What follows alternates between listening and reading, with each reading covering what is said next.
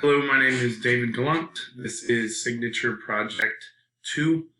I am going to read through my signature project and the details of how that was recorded, taking place, and here we go. So my signature project was formulated around the idea of STEM.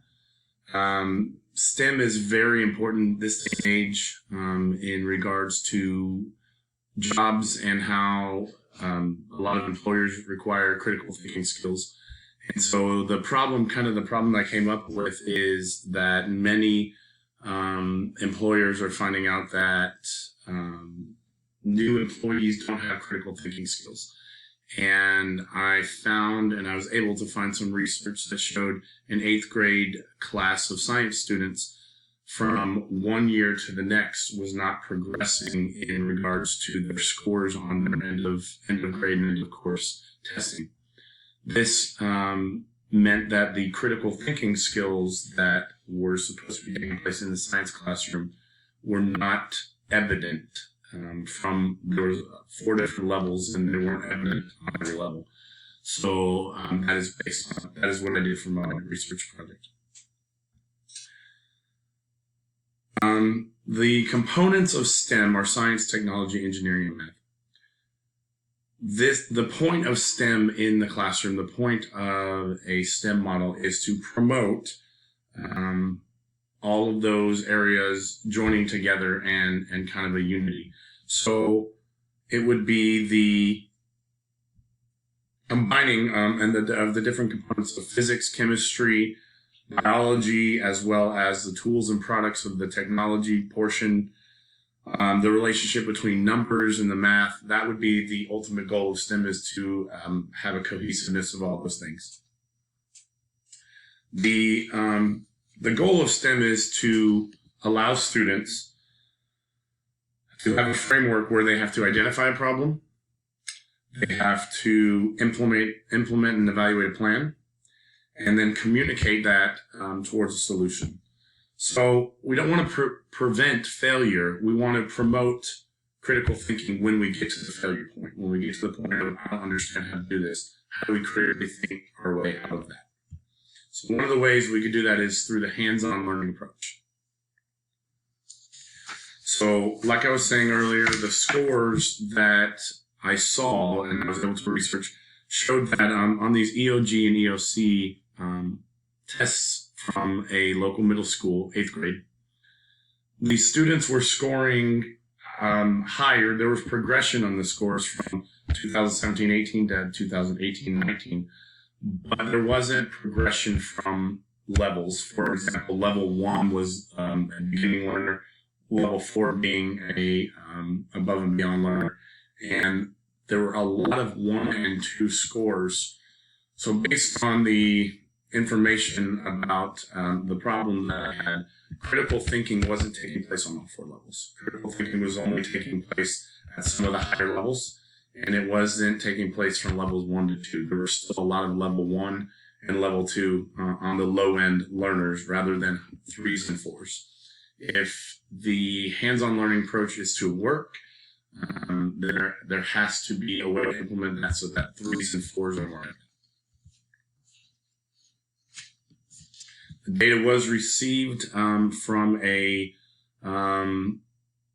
local website, and I was able to figure out and kind of disaggregate the data to show that the different scores on the different levels.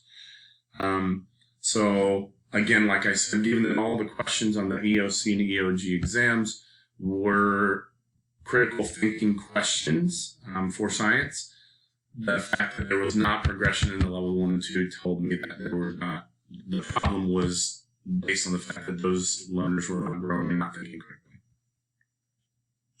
So this lack of critical thinking skills is linked to kind of a gap in hands-on learning in the science classroom. So the goal of this study was to show how hands-on learning and STEM can then begin to develop those critical thinking skills for students that are on. Science does require the implementation of technology, and the understanding of that what they're doing now does impact them later. And this is the social cognitive theory. The social cognitive theory does help students to make a connection between the now and then how that impacts them later. So for my research study, I was going to do a mixed method design. At first, it was an exploratory design, and a survey was going to be used to find out the preferences of 8th grade science classrooms. There's going to be 2 science classrooms I was going to do this data collection with, and it was going to be related to hands-on versus lecture-based instruction. And then I'm going to analyze that data and determine if the effectiveness of student interest in hopes, obviously, that the student performance would increase with the hands-on learning.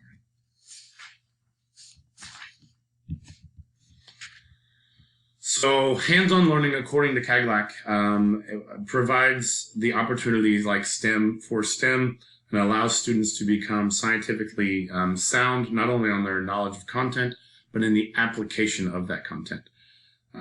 So the goal of utilizing STEM and hands-on learning in the classroom is for students to increase their ability to apply their scientific understandings to the world around them, not just in the classroom, but to then take that to the next level wherever they work, wherever they are to be employed. So there's a constructivist theory that states that in order for students to make adequate progress, they must be present and active in the learning process. So the present part would obviously be present, but the active process would be the hands-on learning, would be the implementation of tools to be able to apply that kinesthetically. So and not just active in the classroom, or not just present in the classroom, but active in the classroom. Not sitting back and just allowing information to be taken in, but to physically touch and feel and see where that information is going and coming from.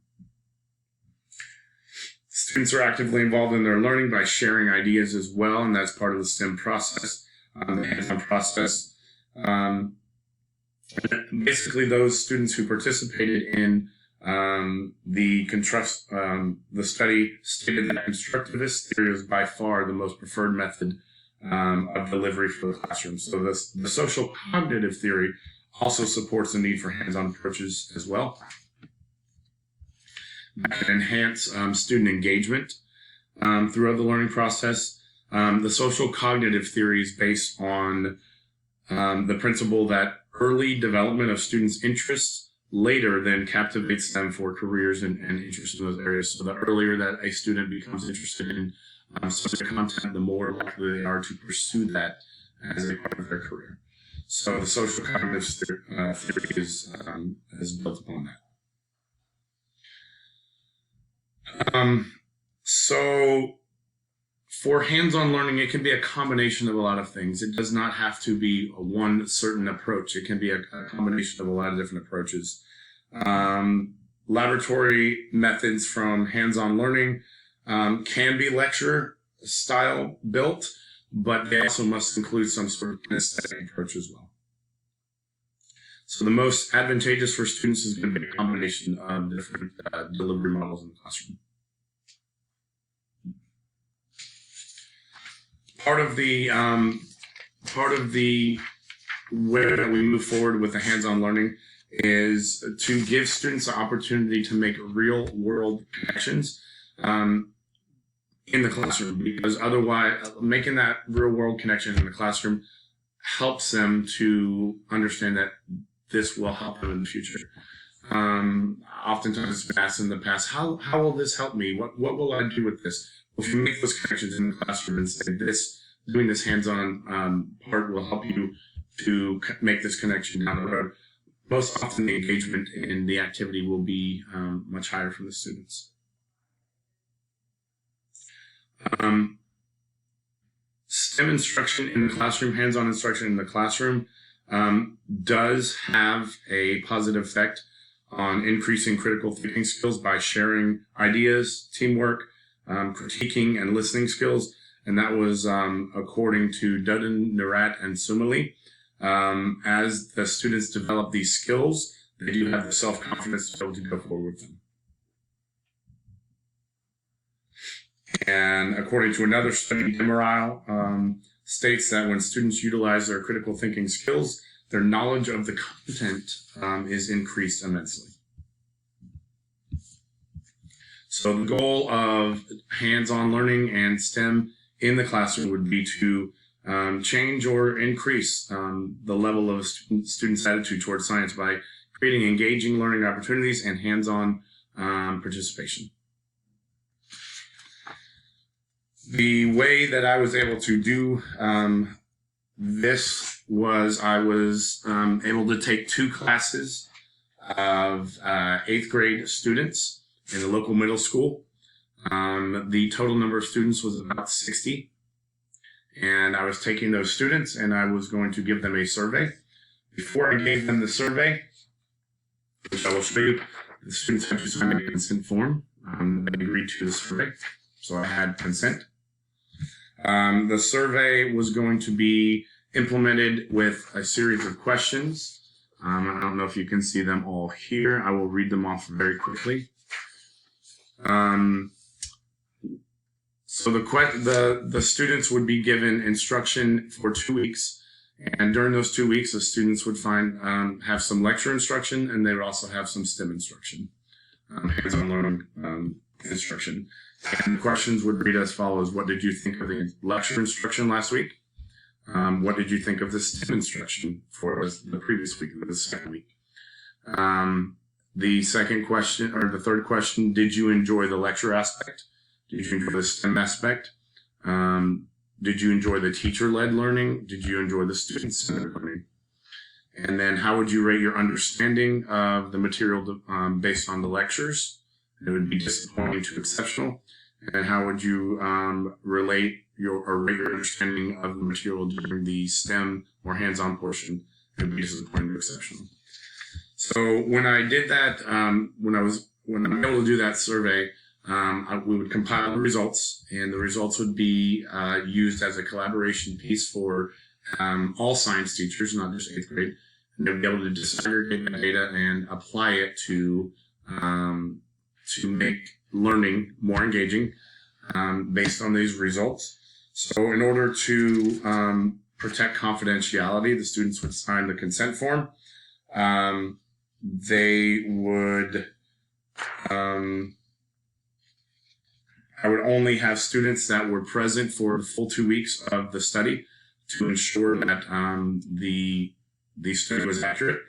I would able be to disaggregate the data and understand the impact that hands-on learning has in the classroom.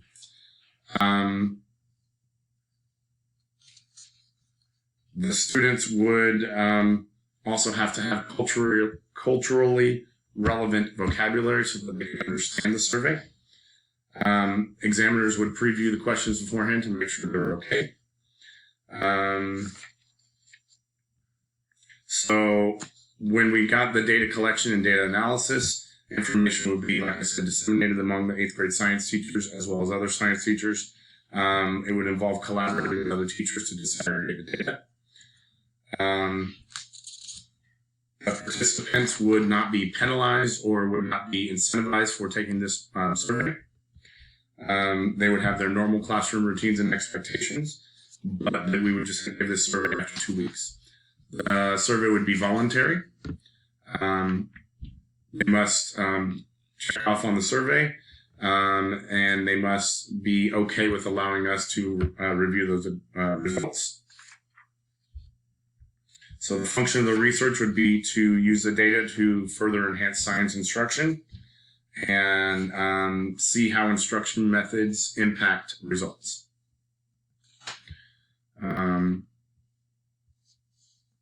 That would be the entirety of Signature Project page 2. I hope that I explained that very well. That is it. My name is David Gallant.